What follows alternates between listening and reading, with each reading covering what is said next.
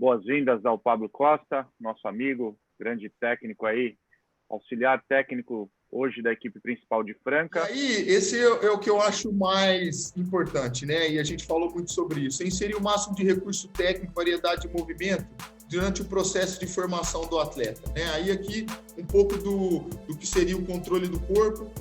Já tem um arremesso já numa linha, já está uma correção melhor. Essas variações, quanto mais a gente conseguir oferecer no desenvolvimento, ela é fundamental. É o que eu falei do Rafael, ele conseguiu dar 3 dribles e esse contra-ataque só saiu nessa velocidade por essa capacidade que ele teve. O arremesso do garoto, uma situação, mesmo que ele tenha um aproveitamento ali razoável para bom, mas a gente tentar ajustar esse gesto técnico. Então, ele tem um chute consistente, eu vou trabalhar pequenos ajustes e vou seguir, ele vai fazer o movimento dele e o treinador vai estar nessa mesma condição. E tenha tido um trabalho diferente, uma visão diferente, um ajuste diferente em alguma coisa, um nível de intensidade e quantidade de treinos que possa ter feito ele ter essa melhora e depois com a mudança de time ele caiu de novo. E eu acho que é importante a gente olhar e não olhar para o jogador e às vezes rotular e às vezes fazer alguma situação, principalmente na formação, no adulto também. Olha, esse jogador não tem leitura, esse cara ele não sabe jogar, ele não sabe driblar a bola. Cara, o pivô não pega um rebote. E isso, normalmente, a gente se vê falando muito isso. E aí, a falha dele é a nossa falha. Então, a gente ir muito mais para a solução do problema, seja no caráter, na personalidade, em como eu vou orientá-lo, né? E a isso a gente tem que fazer disso um hábito. O Neto entrou em contato fazendo um questionamento que eu acho que procede. Né? Muito se fala sobre a questão da especialização precoce, que até 15 anos a gente deve jogar sem bloqueio, etc. Mas quando a gente pensa em competições internacionais, a gente já tem sul-americano sub-14. E por mais que não entre na nossa filosofia de jogo, o jogo ofensivo com bloqueios diretos nessa idade, a gente vai cruzar com muitos adversários que provavelmente vão jogar com bloqueio direto ou indireto. É sobre isso, stages, not ages, né? A gente rotular como idade.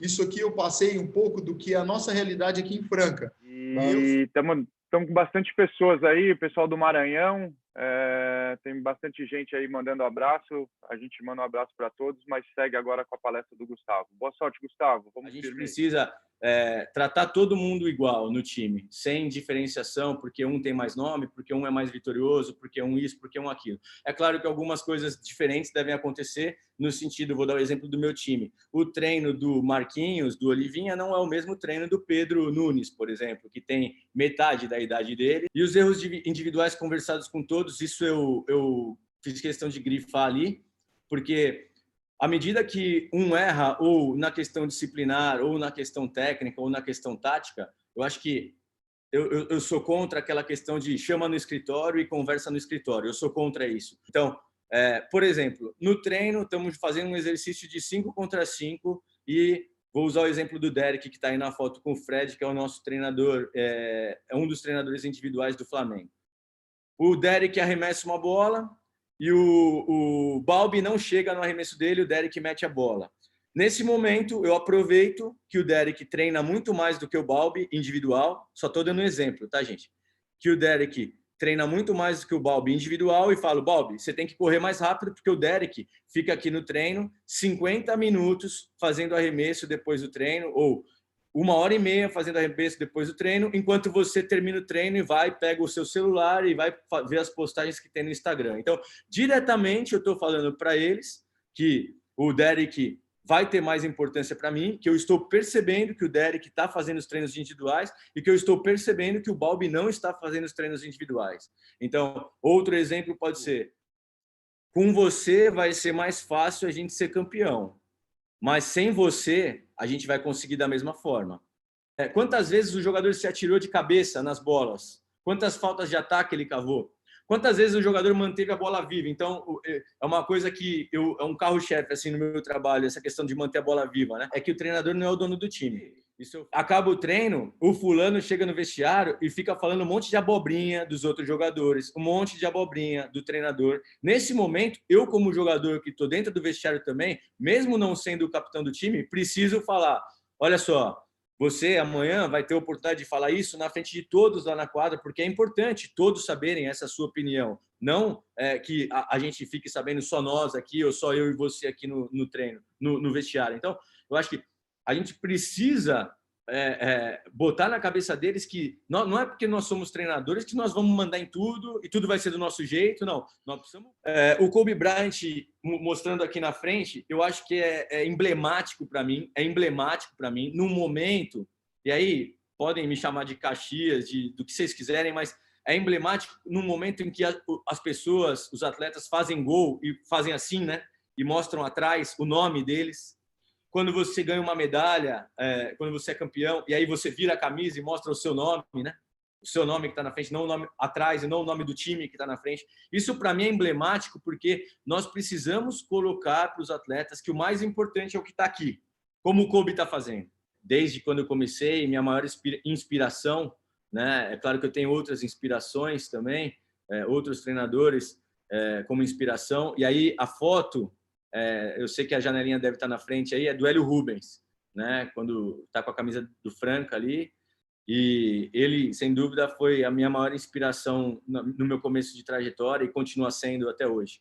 O basquetebol, ele resumiu ali, né? Ou eu peguei essa frase entendendo que ele resumiu, que basquete é correr e saltar, e ponto.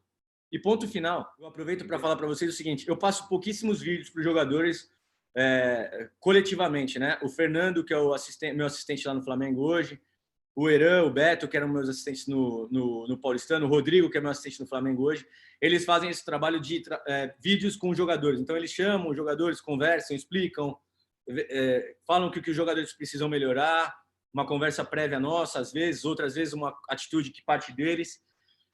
Então, eu prefiro mostrar esse tipo de vídeo que eu vou passar para vocês agora, é o vídeo que eu passo para os jogadores. Atitude, em primeiro lugar. Então, nós tomamos essa bola porque você, branco, ficou reclamando com o juiz lá. Porque se você não tivesse ficado reclamando com o juiz lá, você teria coberto esse espaço aqui. Você perdeu 1 segundo lá reclamando e não voltou para a defesa. Nem o juiz, nem uma falta não dada, nem o cara que chutou errado, nem o treinador que te substituiu errado. Nada pode te influenciar nesse momento, a não ser tentar recuperar essa bola, porque o tempo não vai parar. Você precisa recuperar esse arremesso de merda que o Ed deu. Uma coisa importante também quando a gente vai falar de transição, né? O armador, ou quem está com a bola, eu gosto do armador, vir com a bola, ele saber quem está na frente e quem está atrás, né? Porque muitas vezes quem está na frente vai chamar a atenção e quem está atrás é que vai fazer a bola. Que me irrita muito, quando eu vejo um jogador abaixar o braço para fazer uma defesa, sabe? Então tem um cara indo na bandeja, ao invés dele ficar com o braço erguido, ele abaixa o braço, a não ser que seja uma situação limite, que a gente, olha aqui, é para matar o lance e fazer a falta. Não, se não for isso, não tem por que o cara abaixar o braço. Se eu fosse árbitro, ainda bem que eu não sou nesse aspecto, né?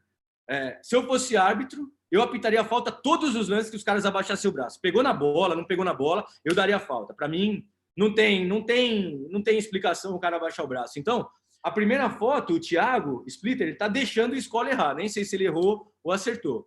Provavelmente ele errou, porque esse jogo foi o jogo do Mundial da Espanha, que nós ganhamos por 20 pontos da Argentina.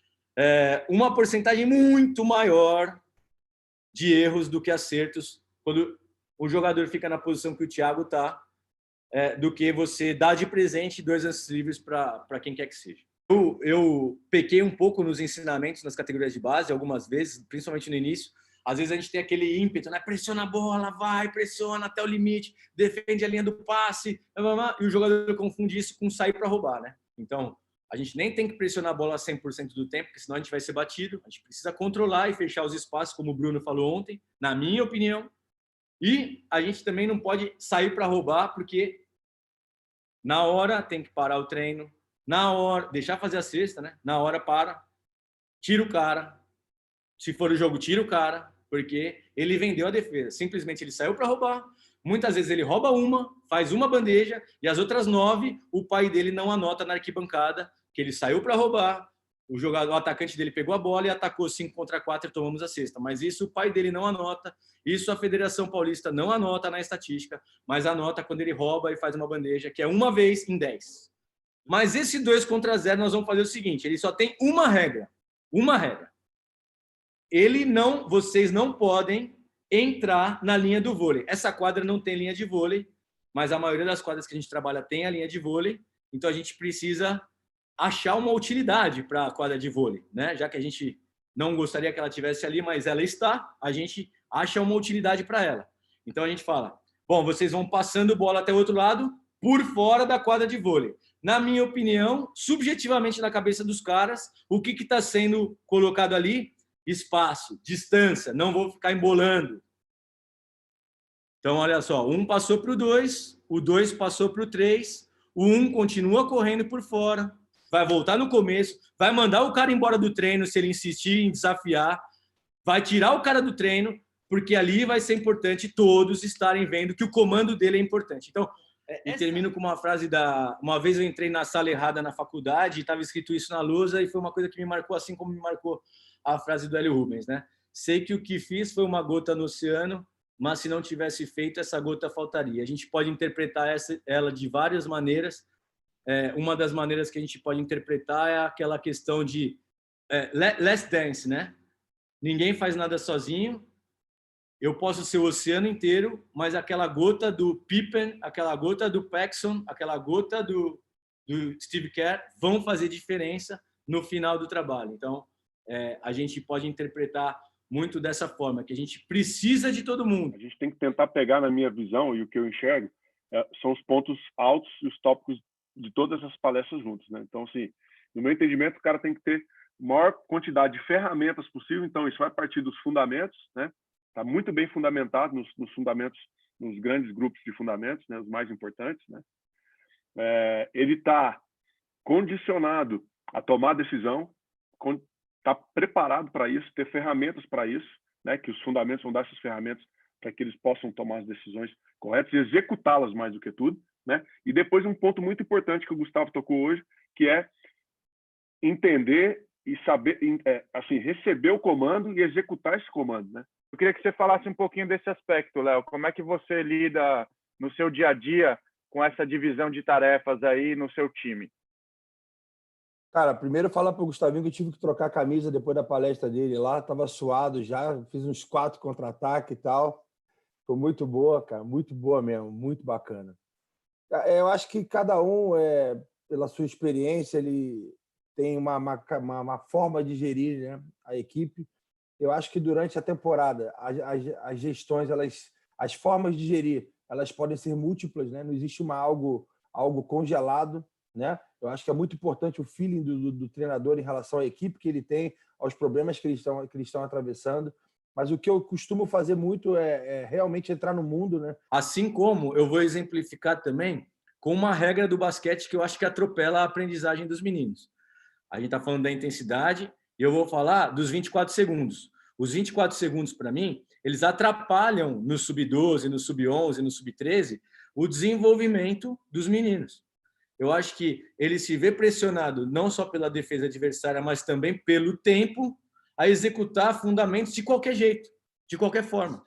Mas nesse momento, muito mais do que a gente falar, faça somente isso, faça somente aquilo, a gente está abrindo um leque de oportunidades, que nem você falou, Léo, onde se a gente pegar um pouquinho do que você falou, um pouquinho do que o Bruno falou, um pouquinho do que o Pablo falou, um pouquinho do que o Vitor falou, onde a gente for jogando para dentro do nosso trabalho, com certeza o nosso trabalho vai ser melhor, porque a gente também não aprendeu nada, né? A gente não aprendeu, não. Eu digo, a gente também não criou nenhuma metodologia sozinho. A gente se baseou em outras coisas que deram resultados e a gente vai agregando ao nosso trabalho.